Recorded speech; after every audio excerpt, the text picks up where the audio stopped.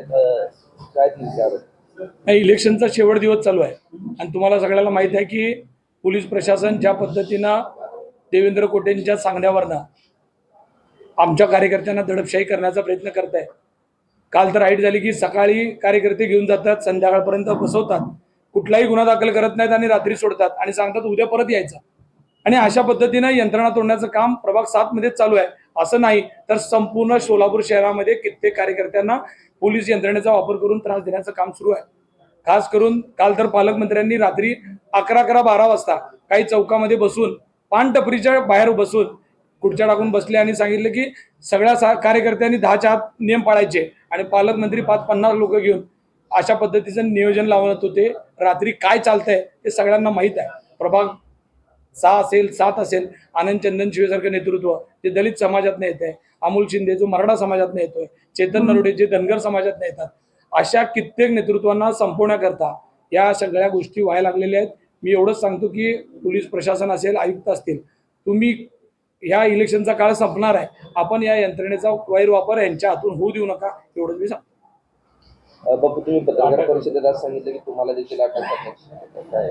मला भीती तीच आहे की मला कालच त्यांनी कित्येक वर्ण सांगितले की तू एक गोळीची फिर्याद दे की अमोल शिंदेने तुला दम दिला आणि अशा पद्धतीनं कुणाची तरी एखादी छोटी फिर्याद घ्यायची आणि मला अटक करून ठेवायचं आणि इलेक्शन ताब्यात घ्यायचं. कारण हे इलेक्शन आता लोकांनी ताब्यात घेतलं हे त्यांना लक्षात आलंय, पण कुठंतरी उमेदवारच गायब करायचा.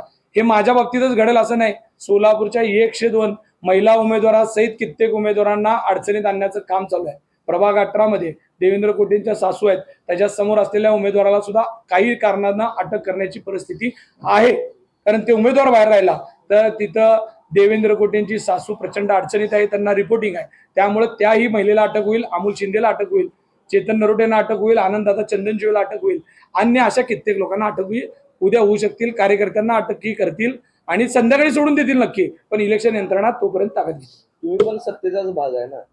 सत्तेचा जरी भाग असला तर तुम्ही बघितलं असेल, आम्ही अशा पद्धतीनं एकनाथजी शिंदे साहेब असतील, अजितदादा पवार असतील, या लोकांनी सत्तेचा गैरवापर कधी केला नाही.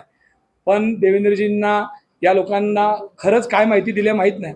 यंत्रणा तर साहेबांकडे आहे. मुख्यमंत्री महोदय एकीकडे आपण स्वच्छ प्रशासनाच्या भूमिकेत काम करतात, ते खूप चांगलं काम करत आहे, पण पालकमंत्री साहेब इथं बसून सगळी यंत्रणा बालाई सरोवरमधनं कशी हलवत आहेत हे सगळ्याला माहीत आहे. बापू, प्रभाग 22 आणि 3 मध्ये ते पैसे वाटप करण्यात आले त्याबद्दल आपलं काय? प्रभाग क्रमांक 7 मध्ये, 22 मध्ये, 3 मध्ये कुठलाच प्रभाग राहिला नाही दादा की तिथं पैसे वाटीत नाहीत. असं नाही, मी स्वतः फोटो दाखवलेत की देवेंद्र कोटे रात्री गाडीत कशा पद्धतीने फिरून पैसे वाटत होता. त्यांनी ज्या पद्धतीनं पैसे वाटले ते रात्रभर फिरेल आहे. आणि एकीकडे सांगायचं अमोल शिंदेच्या तोडीतला उमेदवार आहे का, त्याने आमदारकीचं शेअर दिलाय. अहो साहेब, त्याला गेल्या वर्षी आम्हीच नगरसेवक केला होता, MIM बरोबर लढून तो आमदार झालाय. त्याला MIM विरोधात पडलेली मतं ती काय त्याची मतं आहेत, ती सगळी सूज येणाऱ्या उद्याच्या ह्याच्यामध्ये मध्यमध्ये निघेल.